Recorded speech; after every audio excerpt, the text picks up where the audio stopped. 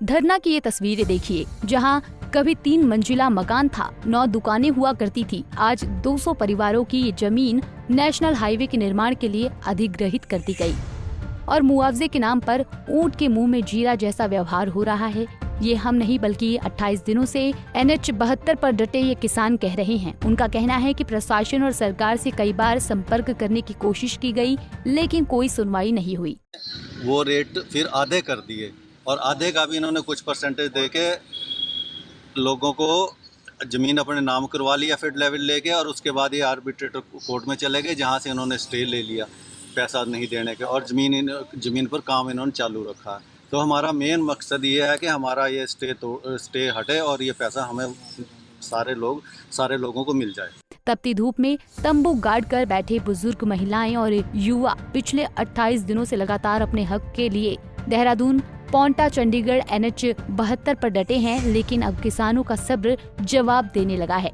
अभी तक ना तो सरकार की ओर से ना ही NHAI और स्थानीय जनप्रतिनिधियों की तरफ से कोई ठोस कदम उठाया गया है। हमने दुकानें भी तोड़ दी, ना कोई पैसा दिया ना कुछ दिया, जबरदस्ती इन्होंने हमारे साथ निजायज करा। जो हमारे बच्चे भूखे मर रहे, थोड़ा बहुत कमाते थे दुकानों से, उससे भी बैठा दिया हमने। प्रदर्शनकारियों ने बताया कि उन्होंने सरकार को कोई लिखित ज्ञापन नहीं दिया, लेकिन मीडिया कवरेज के माध्यम से उन्हें उम्मीदें हैं कि सरकार तक उनकी आवाजें पहुंचेंगी। खुद से इन्होंने रेट तय किया, जो रेट तय किया था उसी में सारे किसान सहमत थे। उसी रेट पे फिर इन्होंने उल्टा स्टे भी दे दिया। मतलब किसानों का जूता किसानों के सिर पे ही मार रही है प्रशासन। ये जो धरना है आपका NHAI के खिलाफ है या सरकार के खिलाफ है? NHAI के खिलाफ है, और हमारा जो मुआवजा है वो हमें दिलाया जाए, जितना भी हमारा मुआवजा बनता है। पहले तो जो सर्कल रेट इन्होंने 219 के हिसाब से दिया, वर्ग मीटर के हिसाब से दिया है, जो दिया उसमें सारी जनता सहमत हो गई थी, पर वो पैसा इन्होंने 4 या 5% पैसा डाला, उस पर फिर स्टे डाल दिया। आज एक वीडियो वायरल की थी आप लोगों में से किसी ने, कांग्रेसी कार्यकर्ता था या नेता था, क्या मामला था जी? वो मामला ये था कि इनकी गाड़ियाँ बंद हुई, NHAI का जो ये रोड निकला है हमने ये बंद किया था, क्योंकि हमारा NHAI के साथ चला हुआ धरना प्रदर्शन। ये रोड तो इलीगल है अभी, इस पे बड़े बड़े ट्रक चल रहे हैं, बच्चे भी जाते हैं, खेतों में भी जाते हैं लोग, मतलब इतने बड़े बड़े ट्रक चलते हैं, साइड देने के लिए रास्ता नहीं मिलता। तो ये ट्रक बंद हुए, इनका काम रुका। ये कल से घूम रहे हैं हमारे साथ, यहाँ आके बदतमीजी कर रहे हैं कार्यकर्ता इनके। और कल MLA साहब आए थे, एक्स MLA गणेश चौधरी जी, उन्होंने आके भी यहाँ बदतमीजी करी। इतनी बदतमीजियाँ थोड़ी ना किसान सहन करेगा। किसान अपने हक के लिए बैठा है, यहाँ बदतमीजियाँ सहन करने के लिए नहीं बैठा है। कार्यकर्ता वो यहीं के हैं कि बाहर के हैं? यहीं के है, गंगूवाड़ा से। आपके गांव के ही? यहीं से है। तो उनकी लैंड भी आती है इसमें? उनकी लैंड नहीं आती इधर। ठीक। 26-27 दिन हो गए हैं, हाँ जी। और 26-27 दिन में कोई भी सुनवाई नहीं कर रहा।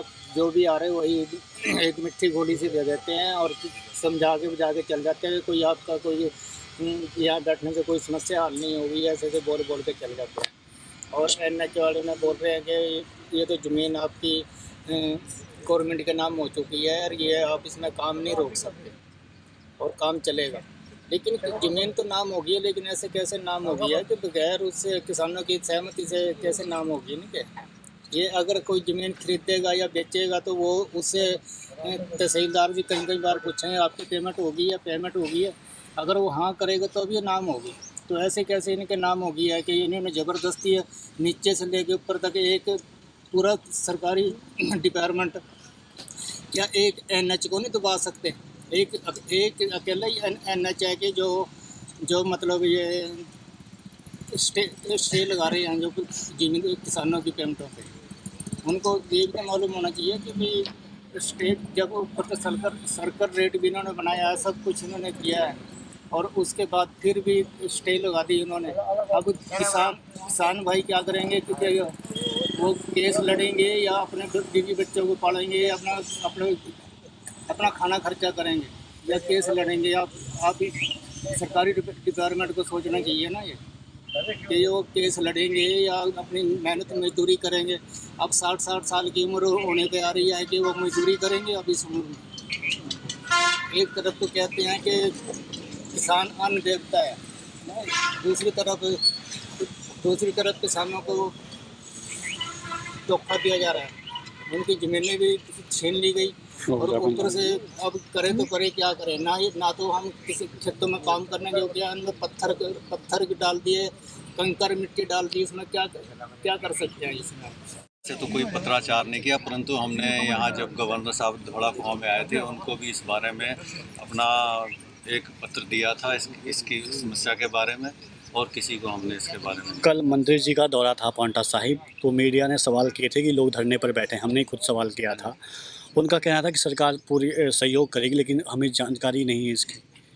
तो इस मामले के आप लोग उनसे पत्रचार करेंगे? इसके बारे में, क्योंकि डेली हर कोई ना कोई न्यूज़ या पेपर में इसके बारे में आ रहा है। यदि इसकी वो जानकारी के बारे में मना करते हैं तो ये मैं उनकी इग्नोरेंस ही बोलूँगा कि वो हमारे को अनदेखा कर रहे हैं इस बारे में।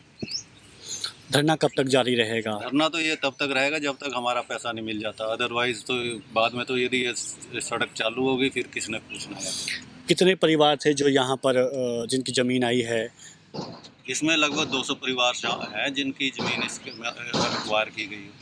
सर यहाँ घर भी थे, दुकानें भी थी, ऐसा कुछ भी था पहले? यहाँ पर जहाँ हम अभी बैठे हैं यहाँ पर मकान था, 2 मंजिल मकान था और सामने दुकानें थी। नियर अबाउट 9 दुकानें इन्होंने तुड़वा दी हैं, जिसका हर महीने किराया 36,000 के आसपास आता था, और मकान का भी ये 15,000 रुपये किराए के मकान में रहे तोड़ने के बाद, और 4,000 रुपये इनकी दुकानों का किराया आता था। ये इनको पर मंथ लॉस हो रहा है। कितने साल हो गए जो लॉस हुआ है दुकानों का?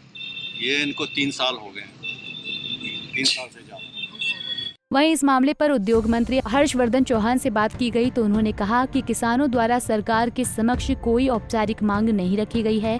उन्होंने ये भी स्पष्ट किया कि नेशनल हाईवे का बजट केंद्र सरकार देती है, राज्य सरकार इसमें सीधे तौर पर शामिल नहीं होती। फिर भी यदि किसान उनसे संपर्क करते हैं तो वो हर संभव सहायता देने को तैयार हैं। पंजाब केसरी टीवी के लिए पांवटा साहिब से रॉबिन शर्मा की रिपोर्ट। हमसे जुड़े रहने के लिए हमारे YouTube चैनल को सब्सक्राइब करें और नई वीडियो की नोटिफिकेशन के लिए बेल आइकॉन को दबाएं। अगर आप ये वीडियो Facebook पर देख रहे हैं तो लाइक जरूर करें और ज्यादा से ज्यादा शेयर करें। इसी तरह के और भी अपडेट्स के लिए फॉलो करें हमारा Instagram पेज himachal.k3।